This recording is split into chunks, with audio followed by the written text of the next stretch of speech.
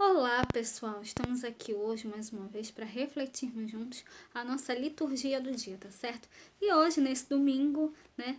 Bendito seja este dia de domingo e bendito o mistério que ele nos lembra, né? Então, que a memória da vitória da vida sobre a morte anime nossos corações no caminho da solidariedade e da comunhão.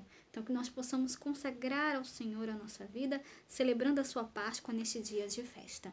Então, a primeira leitura de hoje está em 1 Samuel, capítulo 26, versículo 2, depois o versículo 7 a 9, depois o versículo 12 e 13 e depois o versículo 22 a 23. 1 Samuel, capítulo 26, versículo 2, depois o versículo 7 a 9, depois o versículo 12, depois o 12 e 13, depois o versículo 22 a 23.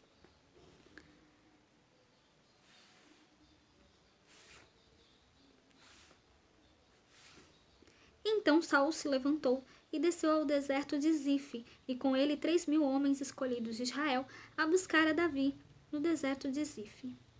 Vieram, pois, Davi e Abissai de noite ao povo, e eis que Saul estava deitado, dormindo dentro do lugar dos carros, e a sua lança estava pregada na terra à sua cabeceira. E Abner e o povo estavam deitados ao redor dele.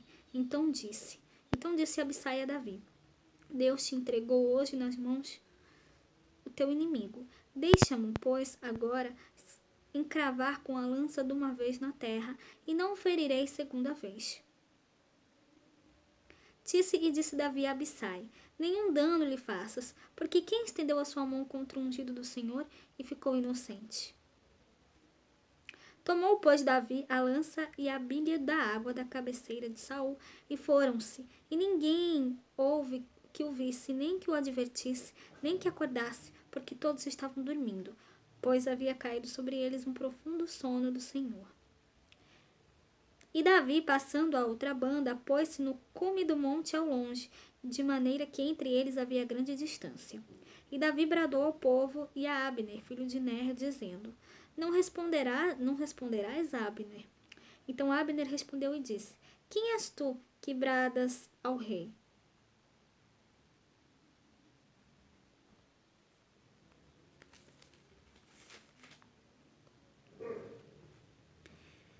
E Davi então respondeu e disse: Eis aqui a lança do rei, no passe cá um dos mancebos e leve-a. O Senhor, porém, pague a cada um a sua justiça e a sua lealdade, pois o Senhor te tinha dado hoje na minha mão, porém não quis estender a minha mão contra um ungido do Senhor. Então aqui nessa primeira leitura, né, mostra pra gente, né, que Davi, né, poupou a vida de Saul, né? A gente viu, né, que Abner, né, Abissai disse a Davi: Deus entregou hoje em tuas mãos o teu inimigo. Vou cravá-lo em terra com uma lançada, e não será preciso repetir o golpe. Mas aí Davi respondeu para ele, né, para Abissai: Não mates, pois quem poderia estender a mão contra o ungido do Senhor e ficar impune? Então, a gente viu, né, que Saul, né, era inimigo de Davi, né, e Davi teve a oportunidade, né, de matá-lo, mas ele não fez isso, né? Isso mostra pra gente, né, que nós devemos realmente pagar o mal que nos fazem com o bem. Nós não devemos fazer mal a quem nos faz mal. Nós devemos rezar por essas pessoas, né, e querer o bem dessas pessoas também, tá certo? E agora, falando da segunda leitura, hoje ele está em 1 Coríntios, capítulo 15, versículo 45 a 49. 1 Coríntios, capítulo 15, versículo 45 a 49.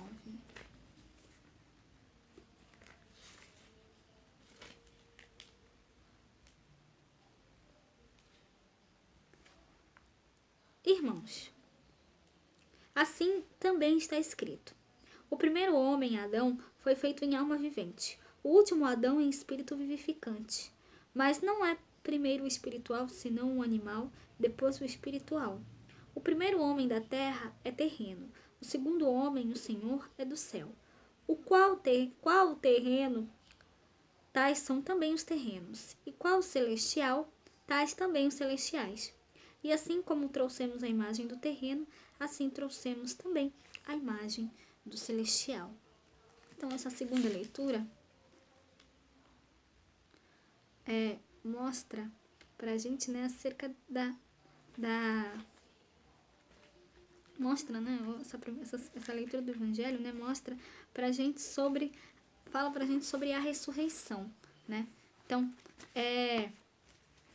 aqui, né, São Paulo, na primeira carta aos Coríntios, fala: como foi o homem terrestre, assim também são as pessoas terrestres. E como é o homem celeste, assim também vão ser as pessoas celestes, né? O primeiro homem, Adão, foi um ser vivo. O segundo Adão é um espírito vivificante. Veio primeiro não um homem espiritual, mas o homem natural. Depois é que veio o homem natural. Então, que nós realmente possamos, né, refletir, né, sempre a imagem do homem celeste, né, que nós possamos sempre, cada vez mais, anunciar, né, a vinda de Cristo, né? Cristo ressuscitou, a ressurreição de Cristo, né? Que nós realmente possamos sempre anunciar a vinda de Cristo. Ele veio para salvar a humanidade, deu a sua vida por nós e ressuscitou ao terceiro dia. E agora, falando do Evangelho, hoje ele está em Lucas capítulo 6, versículo 27 a 38.